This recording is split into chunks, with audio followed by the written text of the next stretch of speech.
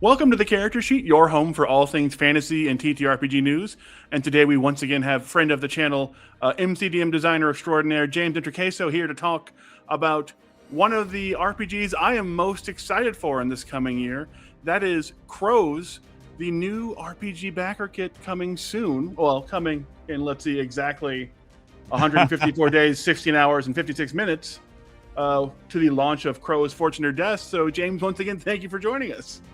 Thank you for having me, Pete. Thanks, and I appreciate the countdown. It's nice. It's like a sword of Damocles that hangs over my head, so I can know that the deadline is approaching, and I gotta get in there and write and do spreadsheets and things like that. So, the exact date, by the way, just for you and your audience, so they know. That's probably the latest it would be. There's a possibility that date could move up, but right now we figure might as well go the furthest out that we're comfortable going out, so that way no one's disappointed. Instead of pushing back, we can push up, right? So yeah, and it gives you some breathing room because you've also, of course, got the huge Crack the Sun backer kit coming in. Yes, yeah. It's a busy year for MCDM. The busy year, yeah, and we're also, this is Matt's talked about this on stream, so. So talk about here. It's not my project though, so I can't go into detail about it. But we're also working on a board game right now, a science fiction dungeon crawling board game called Derelict. And Matt talks about it a lot on his streams. He's working on it with our executive art director Jason Hasenauer, who has stepped into a art/game designer role on that, and it's really fun. I got to play test it. So anybody who's interested in that should follow Matt on Twitch, and you can watch his Q&As where he talks about Derelict and stuff like that. It's great. Yes. It's great. It sounds like if you like Space Hulk, but you like legally distinct versions thereof, perhaps check out Derelict. yes, yeah, exactly. And it's definitely got some dungeon crawling mechanics that I haven't seen in a lot of dungeon crawling board games before, which is really cool. And it's also sort of centered around this idea that like the things that you salvage off of the ships you use to improve your ship. And so there's this between adventures mechanic, right? That is very robust, or will be very robust, that I'm excited for people to check out. So. Well, it's amazing. Yet another project in the MCDM pipeline. But let's talk about your project in the pipeline. Let's see. I always want to add Fortune or Fate, but it's Crows Fortune or Death. Fortune or Death, yes. So, how would you describe Crows to someone who's coming in blind to this new RPG/survival dungeon crawler that you've got in the works with MCDM? Yeah, I mean, Crows is inspired by a lot of old school gaming, right? And so we made Draw Steel, which is our heroic fantasy role-playing game, and really leans into the idea that you are heroes to the point where there's pretty much no inventory management. There's no like tracking. Hey, did you eat rations today? Hey, did you sleep long enough? Hey, did you, right? Like, we're like, no, it's a heroic game. You don't really ever read about like, did Superman have lunch today? Right? Was that important? That kind of thing. And so does Superman have enough light to see in the dark? Right? Like we don't worry about that. However, we do worry about that quite a bit in Crows. Crows is a game where you are a person, right? And you're a normal person going into a dungeon because that is how you make your living, is bringing out treasure from these forgotten ancient places and selling that stuff or using it to improve the town where you live. And by doing so, you are able to afford then better stuff, which lets you go into more dangerous dungeons and bring back stuff, right? It's a tale as old as time, as old as role-playing games themselves, and we wanted to make a game that leaned hard into that, right? There are a lot of D20 games are broad and want you to be able to do everything within their rule set, but then they do so kind of shallowly, right? And so we wanted to lean in heroically, and now we're leaning in the other direction of medieval fantasy, which is we're leaning into what we are calling dungeon crawling survival horror, right? And survival horror in the sense of like survival is a big part of this game, and the monsters you come across are scary and can murder you, and therefore it has a horror aspect to it as well, right? And we, when we think about inspirations for this game, we certainly think about old school games. We think about a lot of what people call the NSR, the New School Role Playing Revival Renaissance, depending on what you think R stands for in OSR. Right? Yeah. And we're also inspired by a lot of video games like Resident Evil, Silent Hill, that have this inventory management aspect. And, you know, when you think about them, in many ways, you are crawling through dungeons in those types of games as well. Diablo, stuff like that. Yeah, amazing. I would describe it as kind of if Kingdom Death Monster and Darkest Dungeon fell into a big pot of old school D&D. And then that all kind of marinated together. Because it scratches a lot of itches, and there's a lot of fun aspects of it. There's so many different aspects of it I want to talk about, but let's focus on first, like the world of Crows. Like, is that, you touched on briefly that it's sort of it can be a kind of world agnostic setting, but is there a default setting where this all takes place, where you're just some poor schmuck getting ready to go down into the dungeon and hope for the best? Yeah, so like you said, you can use Crows with any kind of game where that's the conceit, where dungeon crawling is the conceit, right? But in Crows, there is an original world called Cornath, and the idea is that, 50 years ago, Cornath was this peaceful land where a group of mages called the Archmages, right, ruled over the land, and the people were prosperous and they were benevolent. Well, magic, it turns out, is this sentient force that was getting tired of being pushed around and bent to the will of the Archmages, right? So magic really didn't like that this was happening, and the Archmages didn't really realize it was sentient. So magic started to fight back against them. As they cast more spells, magic grew in power and was able to manipulate the things and give the Archmages different tragedies that happened in their life that then caused them to reach further and further into magic to try to resolve those tragedies. Eventually, magic makes these people become evil, right? And they start going to war with each other. And to go to war with each other, they're summoning armies of demons and angels, and they're creating new creatures by twisting together different animals and stuff. And they're summoning undead, right? Creating undead from bodies, and they're going to war. And the people that they used to care for and protect are now caught in the middle of these wars. So they all hole up, and in ancient ruins, they band together to fight off the monsters and stuff while the Archmages go to war. And then 10 years ago, the Archmages disappeared. Their monsters still remain. The land is kind of in ruin because of it. And so what's happened is people have started to break out of these little communities to find one another. And trade has become reestablished. And now it's like, hey, it would be great if people could go get those treasures that are in a lot of the ruins that monsters still infest, but are not as organized into armies as they once were. And so you play what are called the Crows, right? A crow is a person in the world who dives into ancient ruins to find stuff to sell to other communities, and to also make your little community better. So there's this aspect of going into the dungeon, surviving, bringing stuff out. The stuff you bring out, you use to improve your community, and you use to improve your personal equipment loadout, and then you go back into dungeons and get more stuff, right? And eventually your character can be retired if your character survives long enough, right? It's hard to survive in Crows, but if your character survives long enough, you can actually retire your character to the town, and that gives any other characters in the town a bonus, including your new character who you roll up after you retire this character. So that character becomes an NPC who gives bonuses and extra equipment and stuff to the next people starting. So really the most consistent thing you have in Crows is this idea of your community, your town, that everybody keeps coming back to and building up, right? So that's the basic idea. And that's one of the things that's most fascinating to me, because I love a city building element in my D&Ds, or even in my tactical board games, stuff like Kingdom Death Monster, or not so much Gloomhaven, but like Frosthaven tried to take it on, because I think largely Frosthaven did town building. Yeah, but I love. So how does town building work in Crows? Is it just when you retire a character, you unlock certain bonuses, or can you use that loot to buy specific buildings or expand or upgrade existing buildings, gain access to new classes, new items? Like, how does that all interact with the game? Yeah, it's a good question. And right now, I should say everything is very volatile right now, and so anything can change from what I am about to tell you. But the basic way it works is retiring your character to the town is just one aspect of a bunch of different aspects you have in interacting with the town. So the main probably thing you can do is you can invest gold into different facilities and buildings within the town, and that gives you access to new levels of equipment, right? So, like for instance.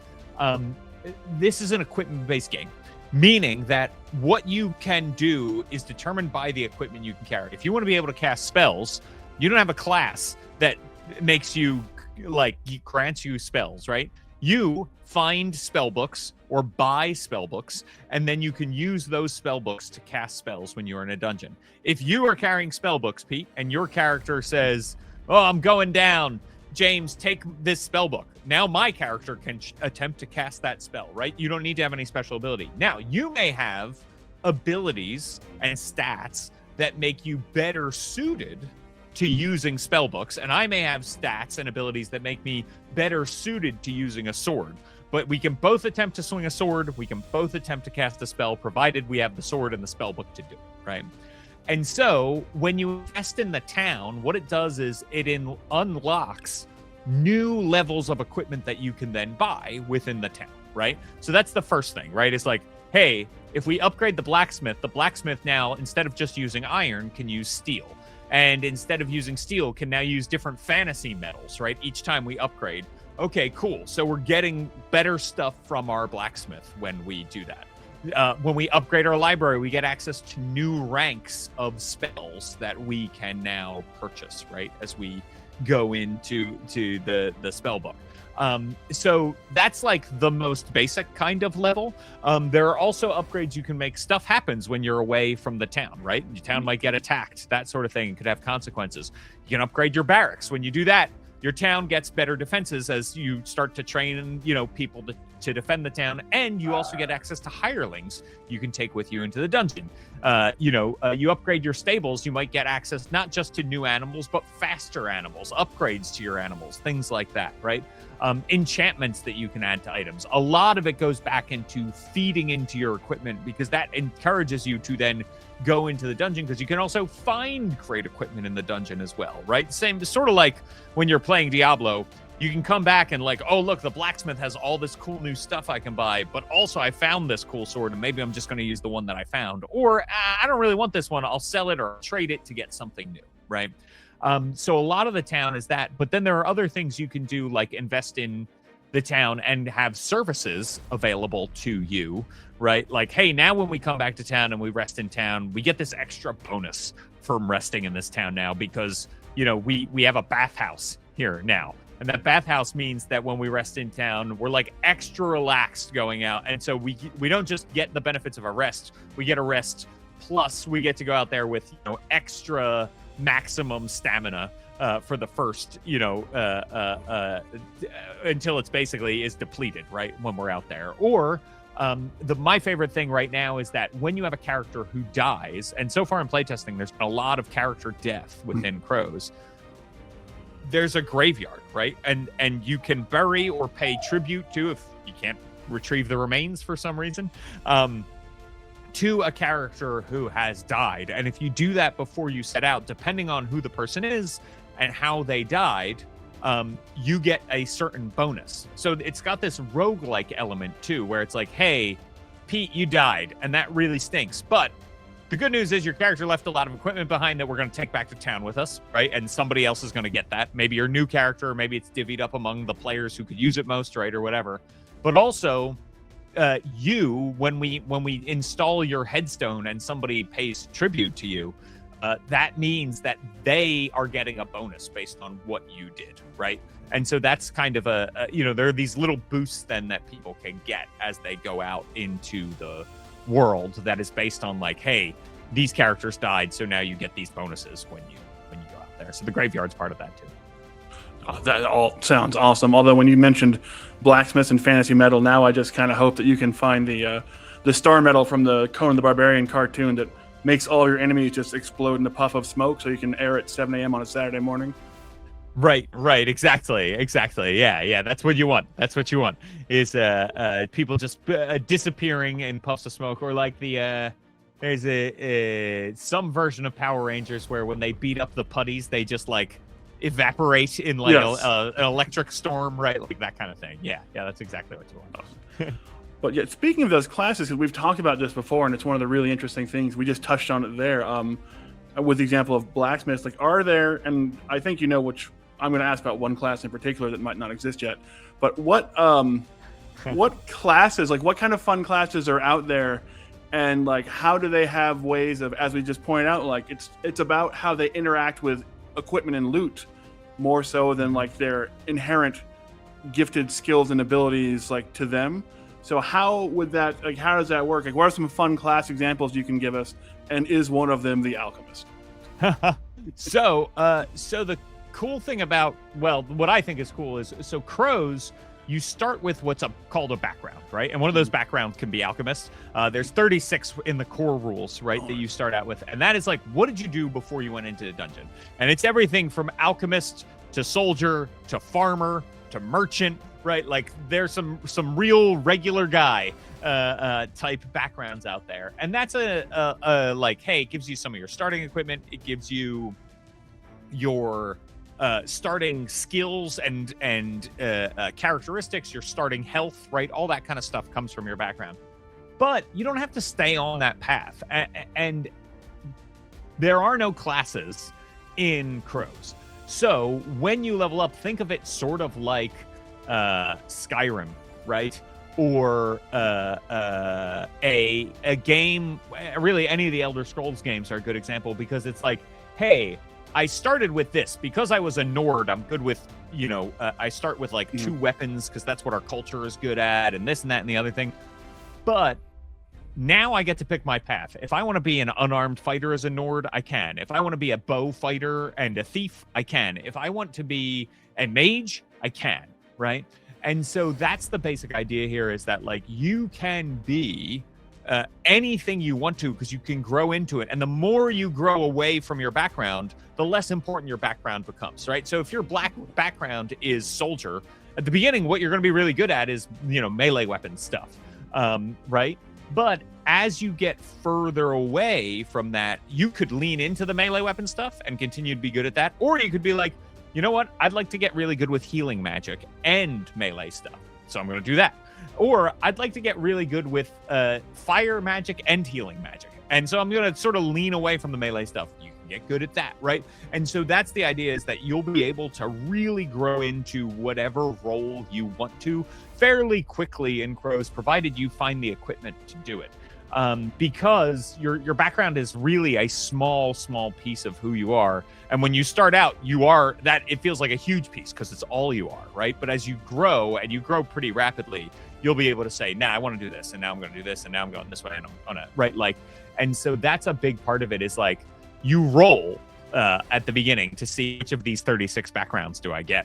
And then you say, okay, but hey, in this dungeon, we found this really cool potion recipe. I think I really want to be an alchemist, because I really would like to be able to make these bombs that we found and throw around all these bombs and brew these potions and stuff. And it's like, cool. Then guess what? Just lean in hard into alchemist. Look at the alchemy tree of traits, right? Which are abilities that make you like better at making and using alchemical equipment, and then you're good to go. Yeah, I love that kind of concept of basically your quote unquote class is just sort of your background, your jumping off point, and then it's whatever you want to shape yourself from there, based on the equipment you find, which is very important, because this game utilizes a very, very fun concept of effectively your equipment slots also act as your health points. So how exactly does that work in Crows?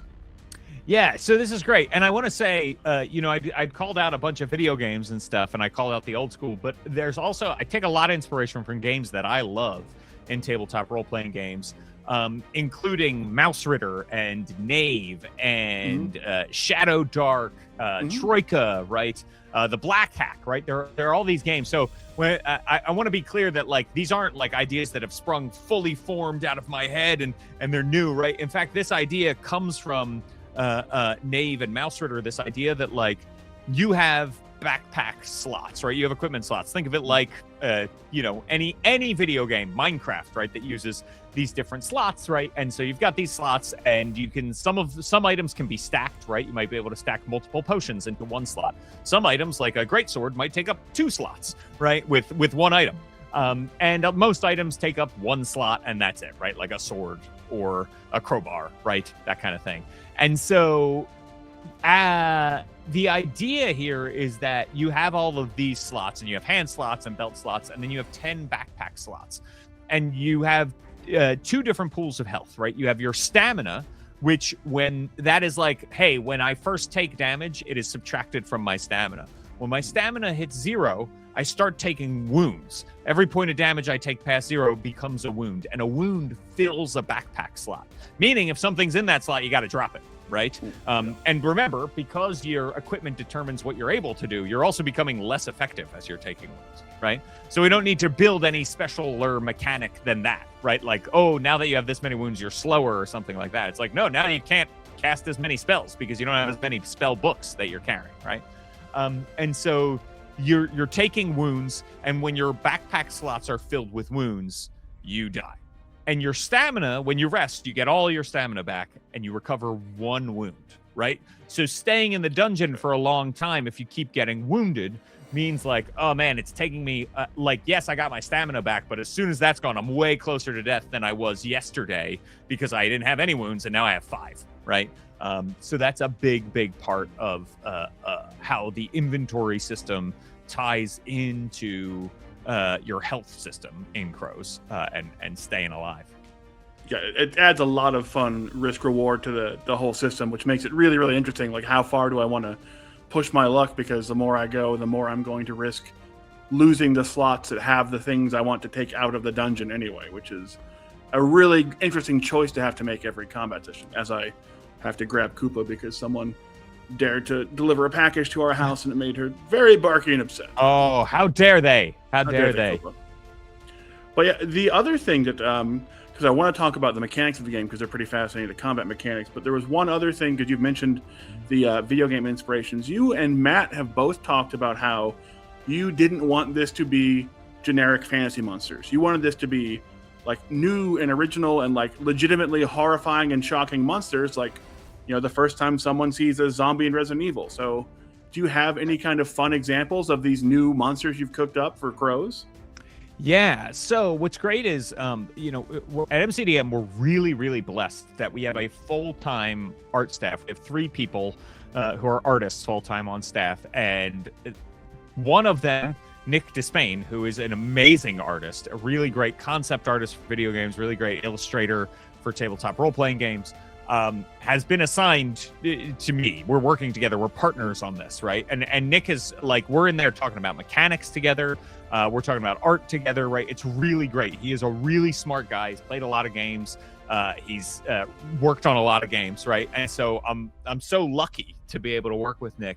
And Nick is doing a lot of in fact, so far he's done all of the art for it. And one thing that Matt and I and Nick all talked about was this idea that, like, hey, when you see a monster, right, maybe we don't give it a name. We give it art. We give every monster art, and we might have suggestions for what to call it. Maybe we call it Undead A, or maybe we even give you like a, hey, colloquially these could be known as, and here's a list of names, right, that you might call it. But it's really up to the players to decide what to call this thing. The same way it would be in real life if you were the one to discover a zombie for the first time. You might not call it a zombie. We see this all the time in zombie movies. They're allergic to the word zombie. They call them walkers or biters or whatever, right? And so what we have a couple of different monsters that Nick has drawn so far. One that, and we have these different categories of monsters. Right now we're in the blood category of monster, and these are creatures that have sort of been like twisted and created through like bringing together the organs and body parts of different creatures, right, and flesh melding them into something new. So it's not like Frankenstein where it's like all stitched up. It's like, no, it's like magic sort of smoothed and amalgamated these things together, right? And now you're looking at a creature that's like covered in different spines and has like spindly, bony legs like a spider and is like a hunk of flesh. And then the mouth is in the center of its body and splits open with teeth, right? And stuff like that. I can send you actually, Pete, some of the art that we've done. Oh, I'd love to. So that we can insert here if you want to do that. So I just in the meantime, we'll just pretend it's a small dog. Yes, it is a small dog. Oh, look at that. Oh, hello.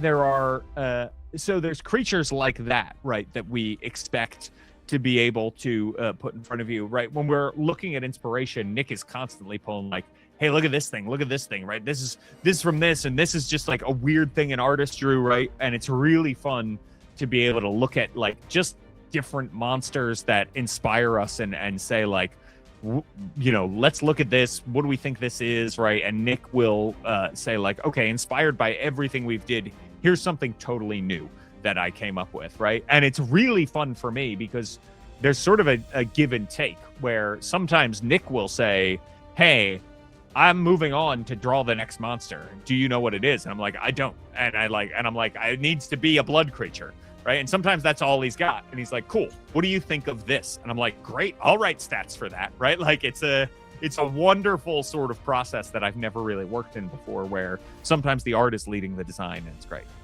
Oh, that's amazing. And then I think one more, because we've been talking for a while, but there's one more thing I'd love to touch on, because it's such a different kind of system from a lot of systems we've seen in TTRPGs recently, and that is how does the combat system in Crows work, and like what is this? The idea behind it is sort of a real-time combat. So how does that play out in this system that uses primarily also D6s and D10s? Like how does that all look in a combat round of Crows?